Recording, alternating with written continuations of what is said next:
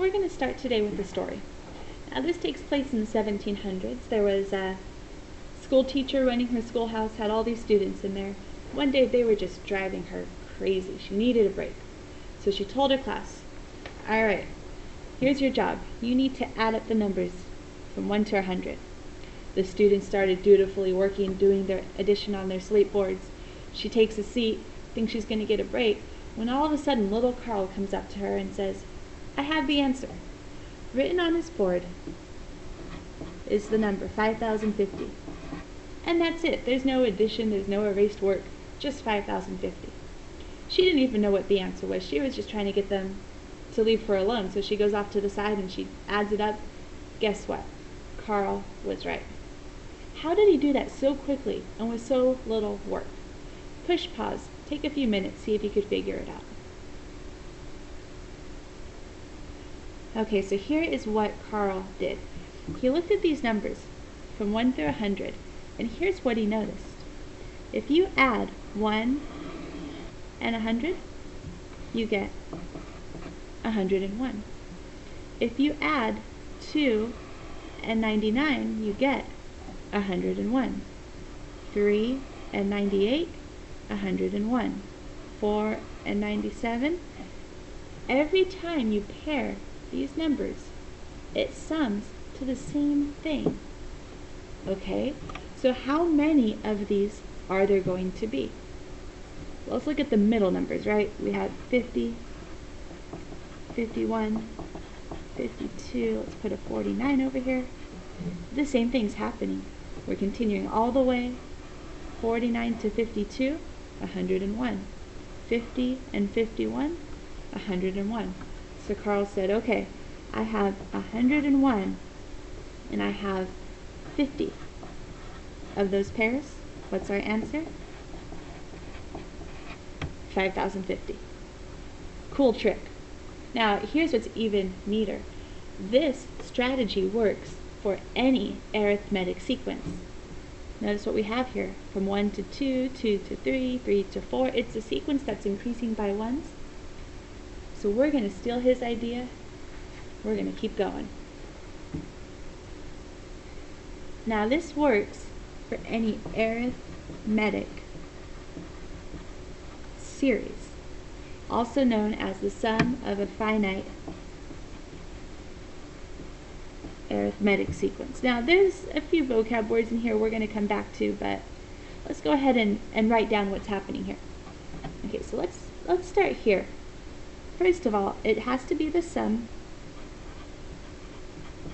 of an arithmetic sequence. Let's put our dn plus c. Take a look. Alright, so we had to figure out this 101 first. So how could we do that? Adding the first term and the last term will give you that sum. And then what did we do? We multiplied it by 50. So why 50? There were 50 pairs of numbers. So since there were 100 numbers in the sequence, 100 divided by 2, okay, 50 pairs.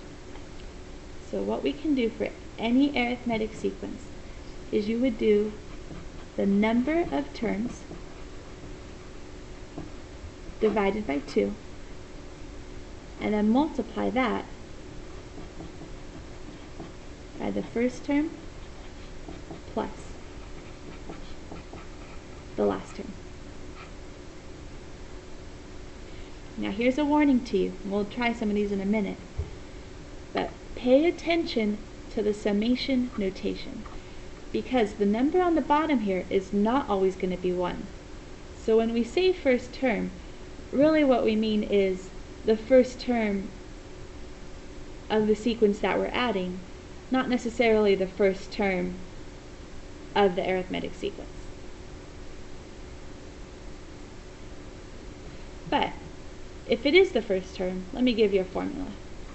Again, we have dn plus c. So if we're starting at the first term and stopping at the n term, that means the number of terms would be n. We're going to divide that by 2. And then if the first term that we want to add up here would be A1, and the last term would be AN. Let's skip over to example 8A, see how this works. So there's three things we need to use the formula. We need the number of terms. We need the first term they're asking us to add. So in this case, they're asking us to add at 1, to start at 1, so A1.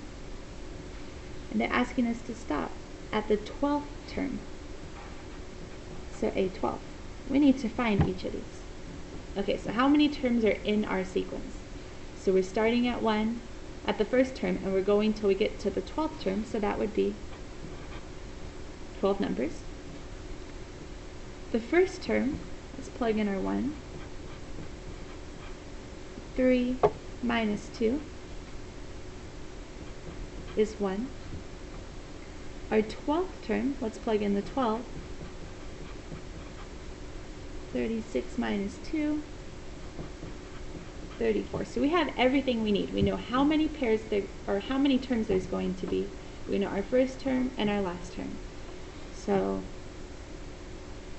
that means there's going to be 12 divided by 2 pairs of numbers times 1 plus 34. So we have 6 times 35, which is 210. And so we're able to find the sum without having to figure out every single term, which is wonderful.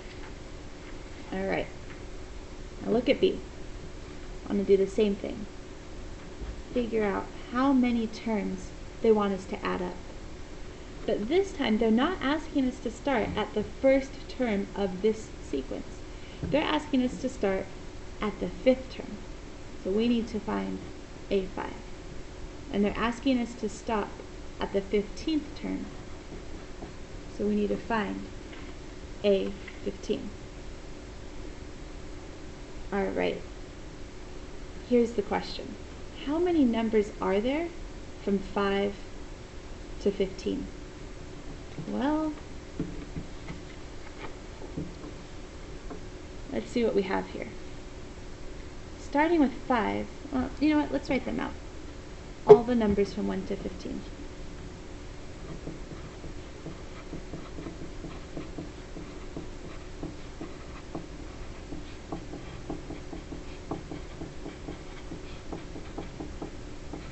Now we could count them, which is the tedious way. Who wants to do that? Here's what we need to do. We need to figure out how many numbers there are from 5 to 15. So we are not including 1 through 4. So to figure it out, 15 take away 4 means there are 11 terms in that sequence. Usually what I think in my mind when I do this, because I'm looking at these numbers 15 and 5, so what I do is I do 15 take away 5, which gives me 10, but I still need that guy, so I add 1 back into it. So whichever way you want to use is fine. But we have 11 terms that we are adding up. The 5th term in this sequence, -10 plus 4 is -6. The 15th term in this sequence, -30 plus 4 is -26. So using our method up here, we have 11 over 2, -6 plus -26. Now notice in this one, if we think about how little Carl was doing this, 11 divided by 2 doesn't work as far as pairing up those numbers the way we were seeing it. But the formula does still work out. So we have 11 over 2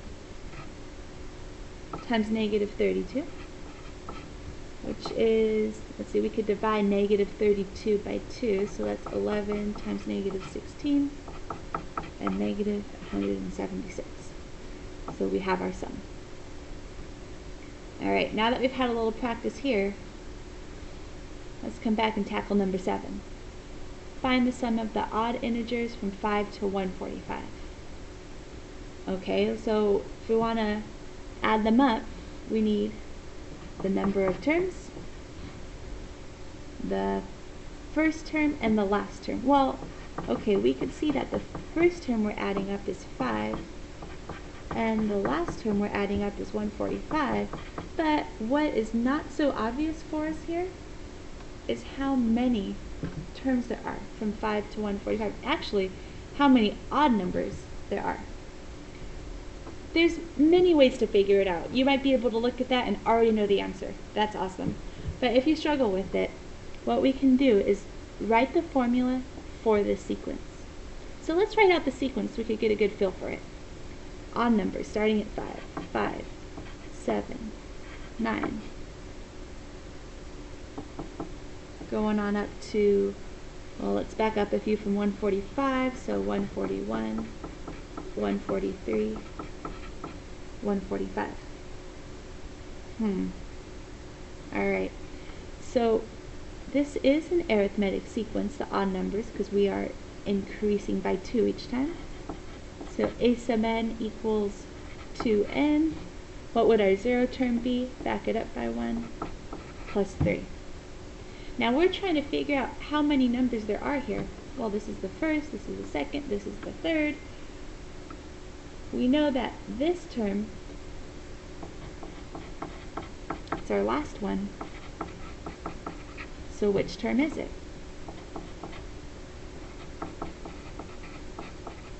There we go. There are 71 odd numbers from 5 to 145. So that is how many numbers we're going to have to be adding up. So our sum here, just for a good variable, let's use s. Our sum is, remember, the number of terms divided by 2, and the first term plus the last term. So 71 divided by 2 times 150. So get a little help from our calculator here.